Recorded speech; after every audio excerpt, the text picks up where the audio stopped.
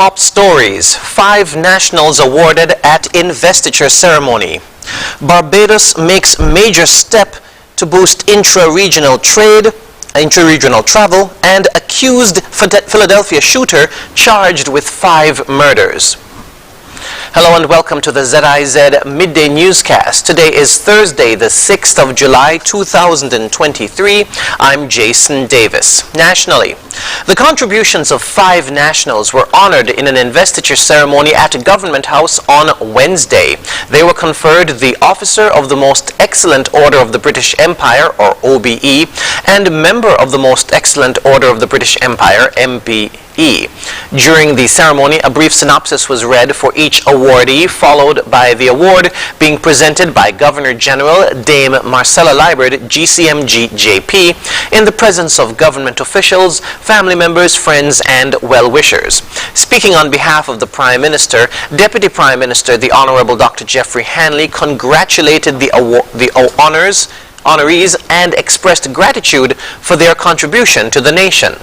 On behalf of the people of St. Kitts and Nevis, I extend our heartfelt congratulations and gratitude to Mr. Lachlan Richards, OBE, Mr. Peter Coury, MBE, Mr. Eric Maynard, MBE, Mrs. Marjorie Morton, CSM, MBE, and Ms. Vida Williams, MBE.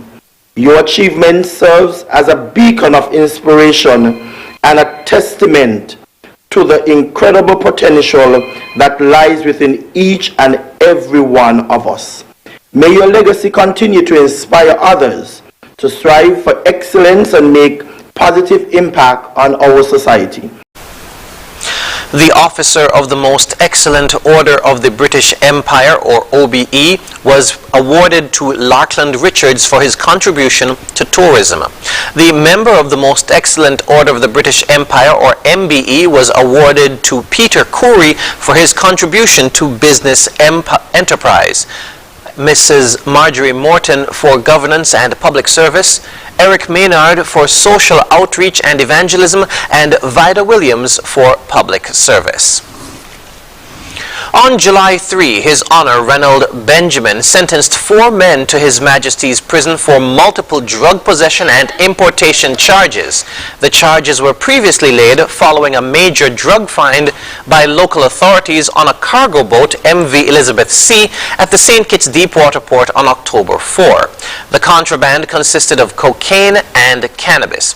The cocaine registered a weight of 801.3 kilograms with a street value of $71,369,100.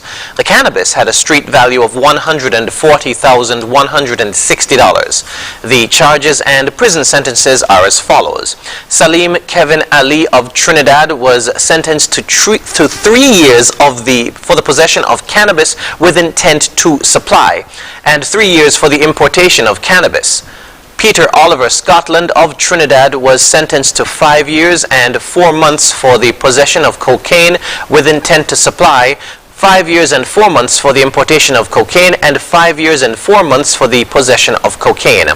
Michael Jevan Jack of Trinidad was sentenced to 3 years for the importation of cannabis and 3 years for the possession of cannabis with intent to supply, and Desu McFarlane of Carriacou was sentenced to 8 years and 4 months for possession of cocaine with intent to supply, 8 years and 4 months for the importation of cocaine, 4 years and 10 months for the importation of cannabis, and 4 years and 10 months for the possession of cannabis with intent to supply, and 8 years and 10 months for the possession of cannabis.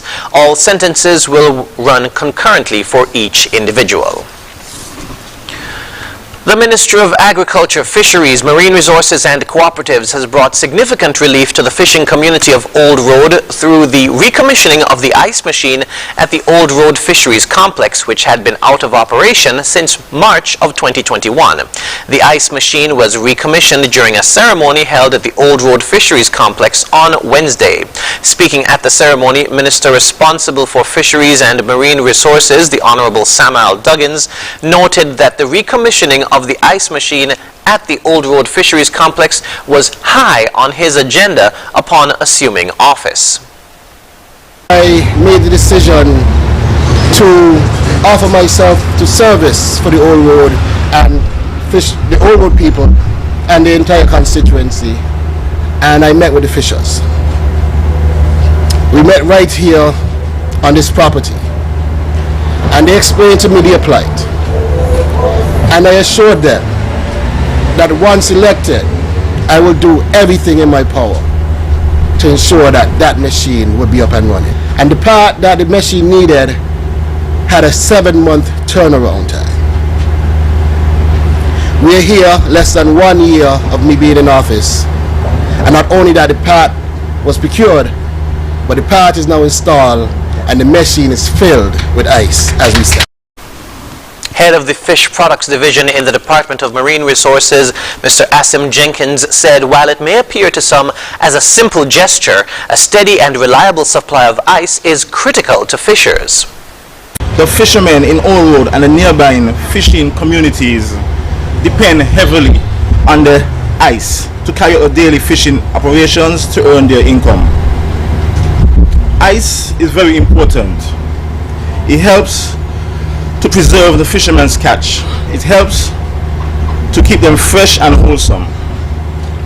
They also use the ice to store their fish for the next day so they can sell them.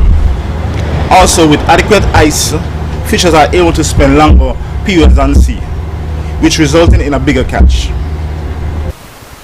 Meanwhile, Minister Duggins indicated that more plans are being made within his ministry to further develop and expand the services available at the Old Road Fisheries Complex.